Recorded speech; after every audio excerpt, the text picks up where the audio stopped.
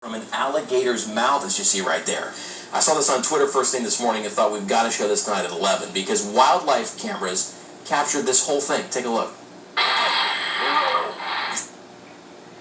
Yeah, that's the moment 74-year-old Rich Wildbanks pried open the gator's mouth and saved his dog Gunner. He's a 3-month-old Cavalier King Charles Spaniel, and Wildbanks jumped into the water to save him when he heard his dog crying. Even after being dragged underwater in the gator's jaws, Gunner's doing just fine tonight.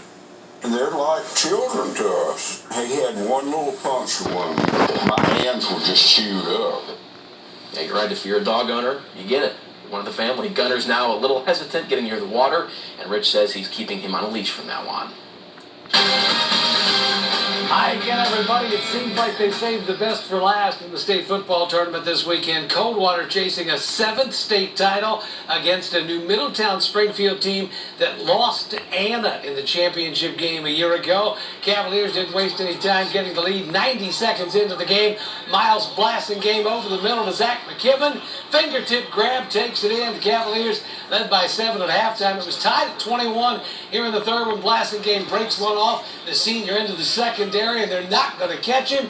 This one covers 53 yards, and Coldwater was back in front, but then trailing by a touchdown here in the final 2 minutes. Blasting game over the top to Tyler Schwederman, and we are all tied for 35. Springfield had to punt it away in the final minute, and watch Zach McKibben somehow get away from 5 different defenders, and he's got room to run. They finally chase him down with 8 seconds left inside the 15-yard line. Would it be gold or silver for the Cavaliers? Brady Klingshirn answers that with a line drive through the uprights. Chip Otten's team wins it in a walk-off field goal, celebrating their 7th state title in nail-biting fashion. 38-35 the final. It's Coldwater's first title since 2015. All 7 championships have come since 2005. Speaking of walk-off winners, Van Wert wins its first ever state football title on a field goal in the closing seconds against Menor Lake Catholic in Division 4.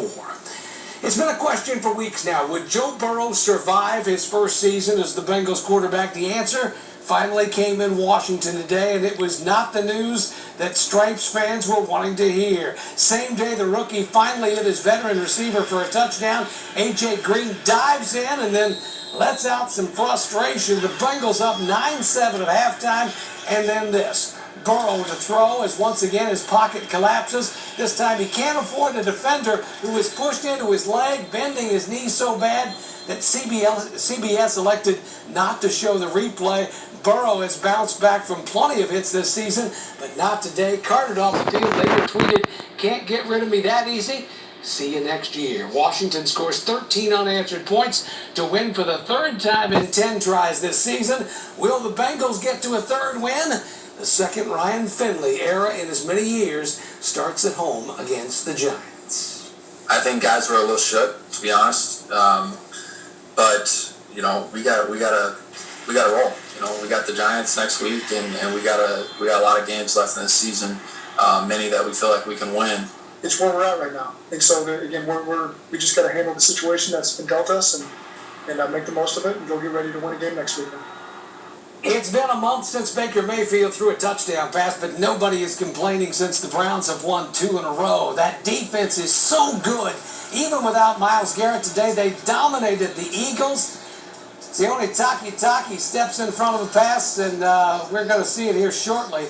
Taki stepped in front of a pass at midfield, took it back the rest of the way. The defense getting the job done for the Browns in this one. Here's the interception for the touchdown.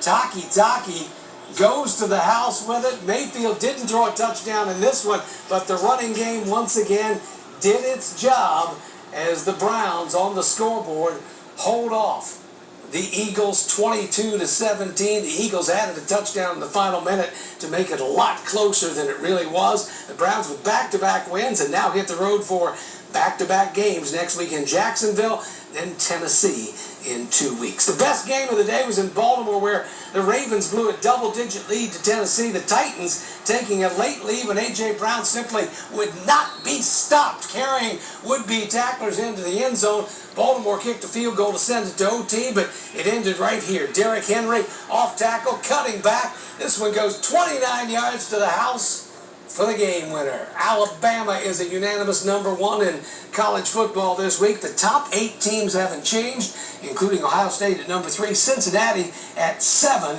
The Buckeyes are on the road this week at Illinois at noon. That is sports for now. John, Katie, back to you. All right, Mike, got to say that is your last weekend sportscast with us. We've been doing weekend nights for the last 4 years, and I'll let you know on air in that time. And the 10 years we've been working together, I appreciate your friendship, your mentorship. We're going to miss you, but wish you well in retirement because, man, you earned it.